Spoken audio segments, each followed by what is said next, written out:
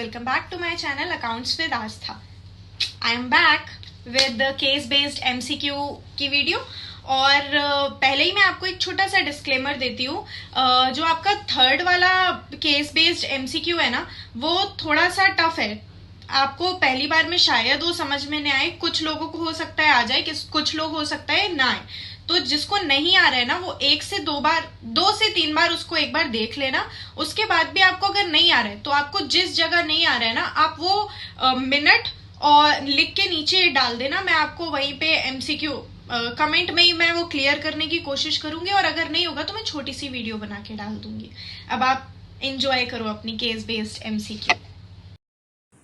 तो चलिए हम स्टार्ट करते हैं आज की पहली केस स्टडी से। Beloved Finance Limited is a financial enterprise which is in the business of lending loan to small businesses and earn profit on loans. अब इससे हमें पता चला कि अगर वो कोई भी पैसा लेंड करेगा और उससे इंटरेस्ट कमाएगा तो वो किस में जाएगा? ऑपरेटिंग, क्योंकि उसका बिजनेस ही ये है। ठीक है, अगर ये नॉन फाइनेंशियल एंटरप्राइज होती तो उसका किस में जाता? एक्टिविटी में जाता। पर ये तो फाइनेंशियल एंटरप्राइज है तो इसका बिजनेस ही ये है, तो वो किस में जाएगा? ऑपरेटिंग एक्टिविटी में जाएगा। और इसमें कौन से एएस की बात हो रही है? AS3 की बात हो रही है, कैश फ्लो स्टेटमेंट। पहला पढ़ते हैं point. During the year the company has lend 50 crore and earned 1.5 crore as interest on loan. तो हमारा ये दोनों किस में जाएगा? ऑपरेटिंग एक्टिविटी में, जैसे अभी मैंने आपको बताया, क्योंकि इनका बिजनेस ही लेंड करना है। दूसरा, और उससे पैसा कमाना, तो वो दोनों ही किस में जाएगा? ऑपरेटिंग में जाएगा। अब दूसरा क्या है? The company had surplus fund during the year and invested then in fixed deposit with bank and earned interest on fixed deposit on 20 lakhs of 20 lakhs। ठीक है, तो इनके पास कोई सरप्लस पैसा पड़ा था, उन्होंने इन्वेस्ट कर दिया कहाँ पे? FD में, और उससे कितना पैसा कमा लिया? तो 20 लाख। तो ये भी उनका बिजनेस ही तो है। अब अगर या तो वो किसी को लेंड करें और या उन्होंने क्या किया? कहीं जमा कर दिया एज अ फिक्स्ड डिपॉजिट, उन्होंने क्या कर दी? इन्वेस्टमेंट कर दी। तो ये भी किस में जाएगा? ऑपरेटिंग एक्टिविटी में जाएगा। अब the company has acquired gold loan unit for 10 crore during the year. पहले यहाँ तक की बात करते हैं। गोल्ड लोन में अगर उन्होंने एक्वायर किया होता ना, तो फिर वो ऑपरेटिंग में जाता। पर उन्होंने क्या किया है? गोल्ड लोन यूनिट करी है। यूनिट मतलब बिजनेस, उन्होंने बिजनेस खरीदा है किसी का। तो ये किस में? ये 10 करोड़ किस में जाएगा? ये इन्वेस्टिंग में जाएगा। अभी ये इनका इन्वेस्टिंग है, ये इनका कोई वो नहीं है, क्या बोलते हैं, इनका बिजनेस नहीं है। ये क्या बोलते हैं, इनका बिजनेस क्या है? इन्वेस्टमेंट करना। कैसे? लेंड करके, किसी को दे के, कहीं डिपॉजिट करके किसी का बिजनेस खरीदना इनका कोई वो नहीं है, क्या बोलते हैं, मेन मोटिव। तो इन्होंने अभी किसी का बिजनेस खरीदा है, तो वो हमारा किस में जाएगा? इन्वेस्टिंग में ही जाएगा। और the company provided interest free loan of 15 crore to its wholly owned subsidiary. ये भी किस में जाएगा? हमारा इन्वेस्टिंग एक्टिविटी में जाएगा। अपनी सब्सिडरी को कभी भी हम उसको कोई लोन वगैरह देते हैं तो वो हमारा हमेशा किस में जाएगा? इन्वेस्टिंग में ही जाएगा, चाहे वो फाइनेंशियल हो चाहे वो नॉन फाइनेंशियल हो। अब company paid total income tax of 75 lakh for the year. तो हमारा क्या बोलते हैं, इनकम टैक्स किस में आता है? वो तो ऑपरेटिंग में आता है, ये तो छोटे छोटे बच्चों को भी पता होता है। ठीक है, अब हम पहले पॉइंट में आते हैं। In the cash flow statement as per AS3 the interest income of 1.5 crore earned on, 2 बार अर्नड ऑन आ गया, earned on loans given by the company will be disclosed as. ये 1.5 करोड़ कौन सा था? हमारा ये वाला था। तो ये हमारा किस में जाएगा? ऑपरेटिंग एक्टिविटी में जाएगा। तो ढूंढो ढूंढो ढूंढो आंसर में कहाँ है? तो हमारा क्या हो जाएगा? A हो जाएगा। दूसरे पे आते हैं।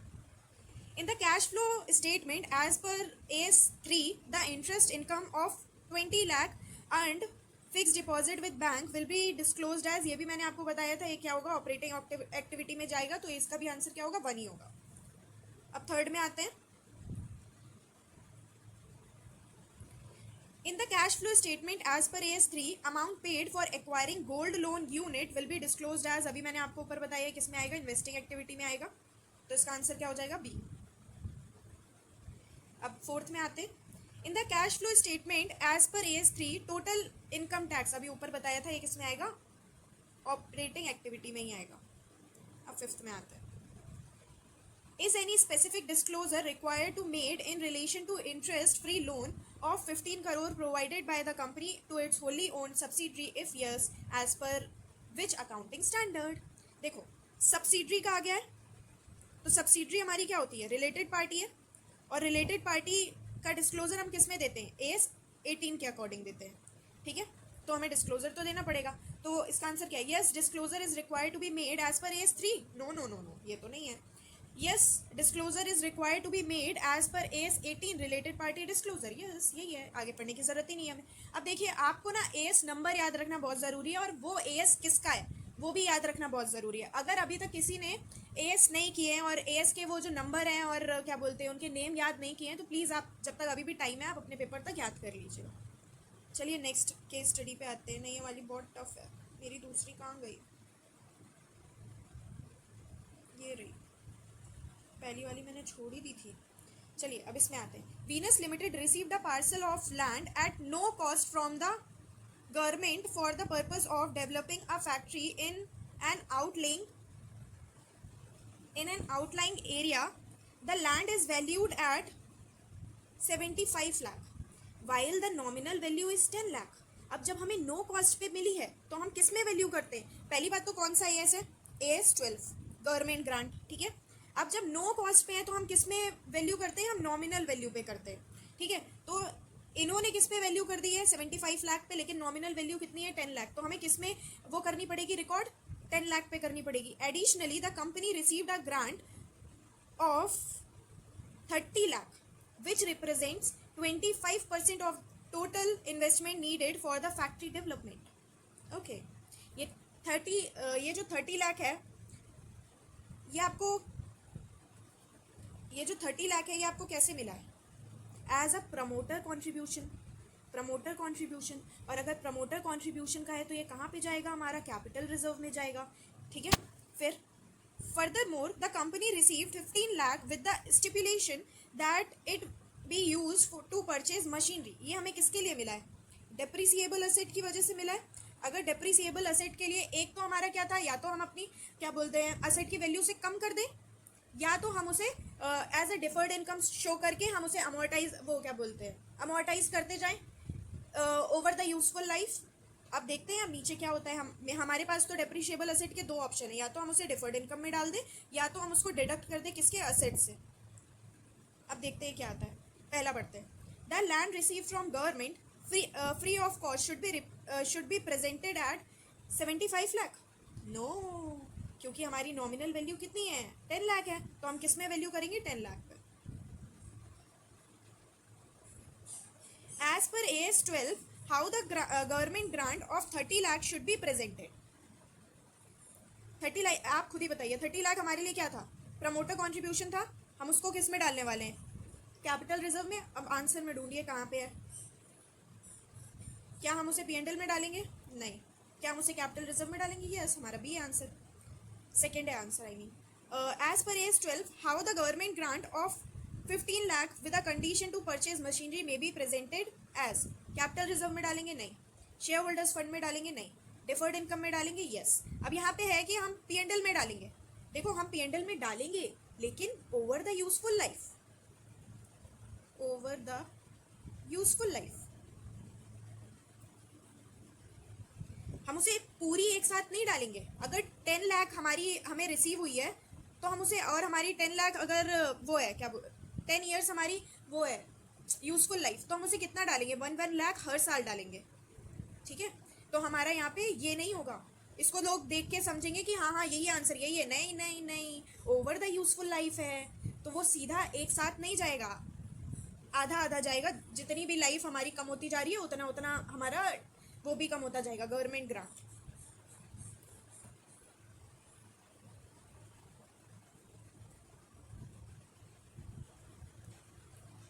अब डी पे आते हैं।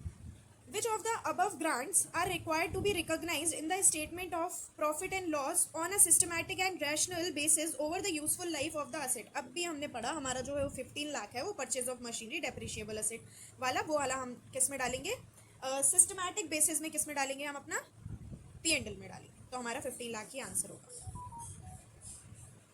देखिए ऐसी केस स्टडी ना आपका क्वेश्चन 1 में आती है एमसीक्यू वाले में, आपको देख के ही डर लग जाएगा, यहाँ शुरू हुई यहाँ ख़त्म हुई, और मेरे में तो तब भी वो छोटू सा दिख रही है, बट वो एक्चुअली में बहुत बड़ी सी दिखती है हमारे पेपर में, और मैं भी देख के ये ना डर ही गई थी।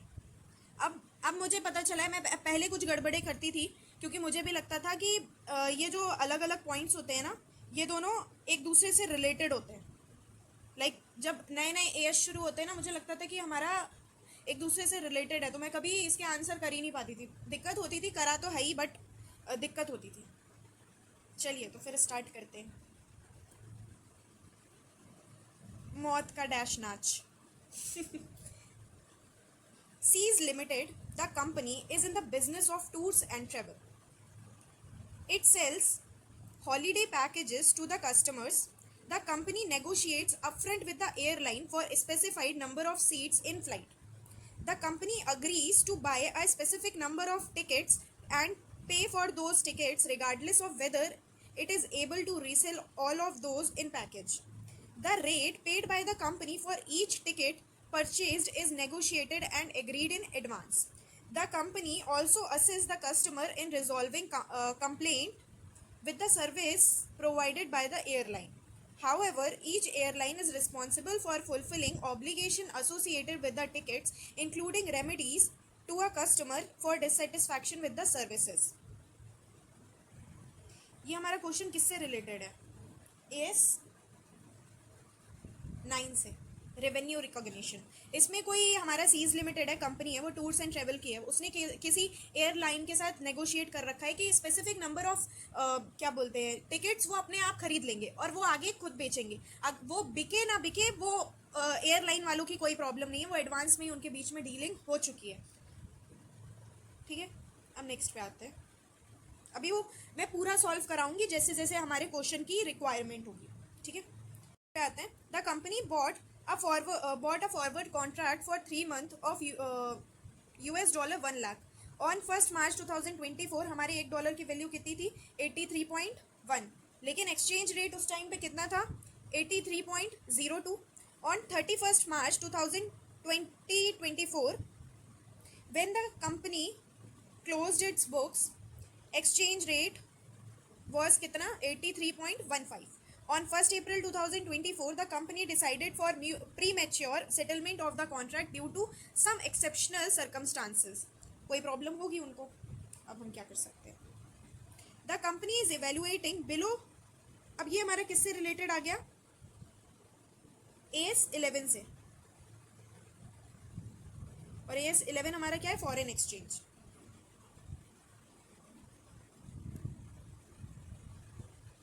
अब यहाँ आते हैं। The company is evaluating below mentioned schemes. Introduction of formal retirement gratuity scheme by an employer is in a place of ad hoc ex gratia payment to employees on retirement. ठीक है, देखो ये ना कोई पहले अब इन्होंने क्या किया है? पहले वो कोई ये वाली स्कीम फॉलो करते थे, अब उन्होंने कौन सी कर ली है? Formal retirement gratuity. देखिए ये हमारा क्या है? अडॉप्शन है, adoption of accounting policy, new accounting policy. ये हमारा कोई क्या बोलते हैं चेंज नहीं है, क्योंकि ये एक दूसरे से क्या है? रिलेटेड ही नहीं है, वो एक दूसरे से बहुत अलग है। अब हमारा 2 था जहाँ पे हम उसे अडॉप्शन चेंज नहीं अडॉप्शन मानते हैं, जहाँ पे हमारा एक तो या तो वो एक दूसरे से रिलेटेड ही ना हो, जिनका एक दूसरे से कोई रिलेशन ही ना हो बहुत दूर दूर तक, और दूसरा हमारा क्या था?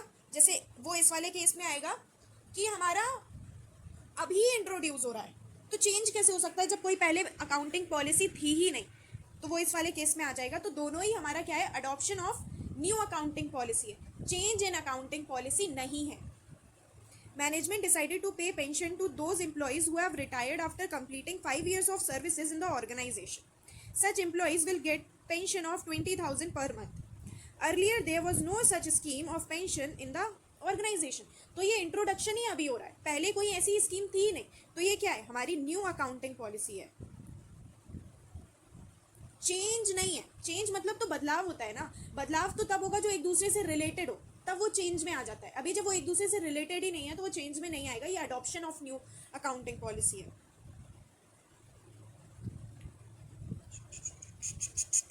अभी हमारा कौन से एस से रिलेटेड है? एस 5, ठीक है। अब नेक्स्ट में आते हैं। सीज limited has a subsidiary Aadi limited which is in the business of construction having turnover of 200 crore.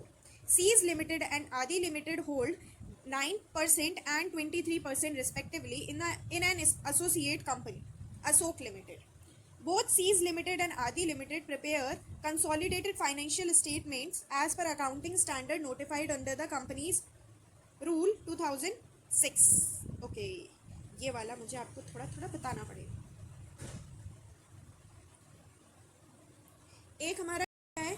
एक है हमारी सीज लिमिटेड, एक है हमारी आदि लिमिटेड और एक हमारी है अशोक लिमिटेड, ठीक है। सीज लिमिटेड की आदि लिमिटेड क्या है? सब्सिडरी है, ठीक है। आदि लिमिटेड की अशोक लिमिटेड क्या है? एसोसिएट है। और associate of a subsidiary is associate of holding. तो इसका मतलब हमारी अशोक लिमिटेड सीज की भी क्या हो जाएगी? एसोसिएट हो जाएगी, क्योंकि आदि लिमिटेड सीज लिमिटेड की क्या है? सब्सिडरी है। और आदि लिमिटेड की अशोक लिमिटेड क्या है? Associate. Associate of a subsidiary is associate of a holding. ये इसकी है तो ये इसके लिए भी क्या हो जाएगी? एसोसिएट बन जाएगी। अगर आदि लिमिटेड सीज लिमिटेड की एसोसिएट होती तो ये अशोक लिमिटेड सीज लिमिटेड की एसोसिएट नहीं होती। Associate of an associate is not an associate for subsidiary, अरे होल्डिंग, सॉरी, ठीक है। अब ये किसके अकॉर्डिंग बनाएगा? हमारा सीज लिमिटेड किसके अकॉर्डिंग बनाएगा? यस 21। इसने कितना होल्ड कर रखा है? 23%। इसने कितना होल्ड कर रखा है? 9%।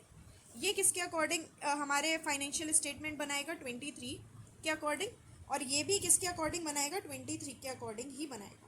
अब बहुत से लोगों को ये होगा कि 9% ही तो है, AS3 होना चाहिए, क्योंकि एसोसिएट के लिए तो हमारा 20% होना चाहिए। अब हमें इसमें यहाँ पे परसेंटेज से कोई मतलब नहीं है, ठीक है। यहाँ पे हमारा आदि लिमिटेड सीज लिमिटेड की सब्सिडरी है और अशोक लिमिटेड आदि की एसोसिएट है, तो वो सीज की भी क्या हो जाएगी? एसोसिएट ही बन जाएगी। तो वो भी 23 के हिसाब से ही करेगा, ठीक है। अब ये जो 20% है वो तो इनके अकाउंट में इसके फाइनेंशियल कंसोलिडेशन में आ जाएंगे, कंसोलिडेटेड फाइनेंशियल स्टेटमेंट में 21 के हिसाब से ये इसके फाइनेंशियल को कंसोलिडेट करेगा, तब तो सिर्फ 23% ही आएगा ना। ये जो 9% है वो तो नहीं आएगा, वो तो सीज लिमिटेड का ही है। तो सीज को भी क्या करना पड़ेगा?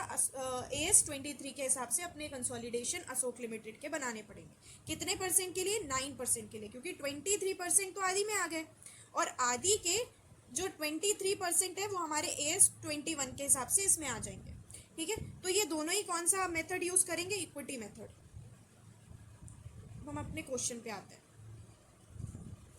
ये थोड़ा सा तो टफ है, बट हाँ उतना भी नहीं है। आप एक दो बार देखोगे ना तो आपको समझ में आ जाएगा। अब पहले क्वेश्चन में आते हैं। What would be the basis of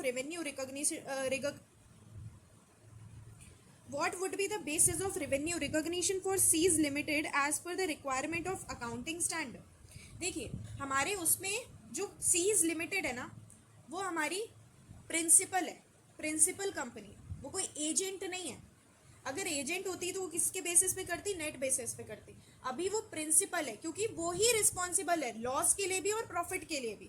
तो वो क्या एज अ प्रिंसिपल काम कर रही है, एज एन एजेंट नहीं। एजेंट का क्या होता है? अगर लॉस होगा तो आपका होगा, प्रॉफिट होगा तो आपका होगा। अगर बिकेगा तो मैं बेच दूंगा, अगर बच गया तो मैं वापस लाके आपको दे दूंगा। लेकिन उसमें क्या है, हमने पहले ही कर रखा है कि बिके ना बिके वो एयरलाइंस का कोई भी वो नहीं है, रिस्पॉन्सिबिलिटी नहीं है। तो हमारी सीज लिमिटेड क्या है? प्रिंसिपल है, और प्रिंसिपल हमेशा किस में करता है? ग्रॉस बेसिस पे करता है। अब नेक्स्ट पे आते हैं। Please suggest accounting treatment of forward contract for the year ended 31st March 2024 as per AS 11. अयो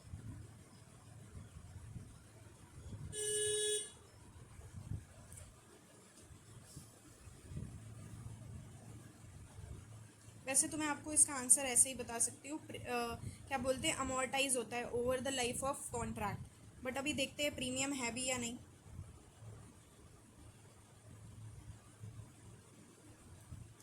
हमने कितने में किया है?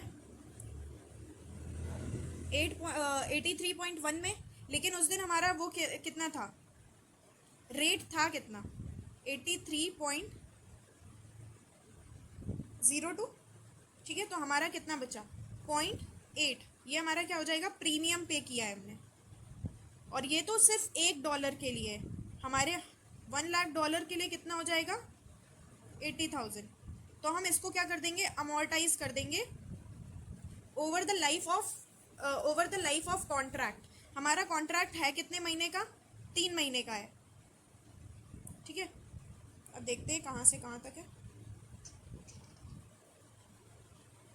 1 मार्च से है, तो 1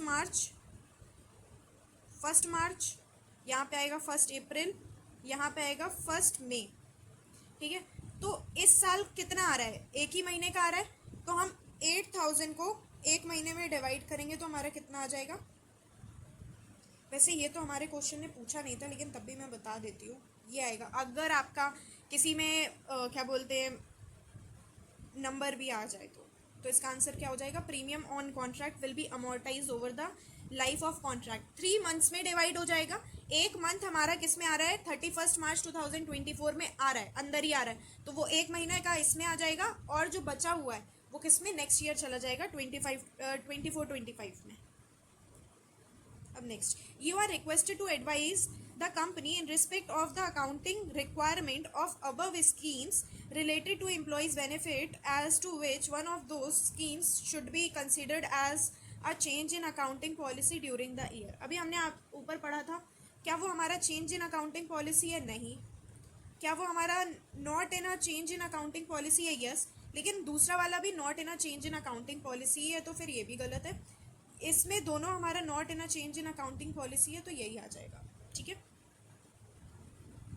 क्योंकि वो चेंज नहीं है, अडॉप्शन है, न्यू अकाउंटिंग पॉलिसी आ रही है, तो वो चेंज नहीं है, तो फिर इस वजह से उसका आंसर क्या हो जाएगा, सी।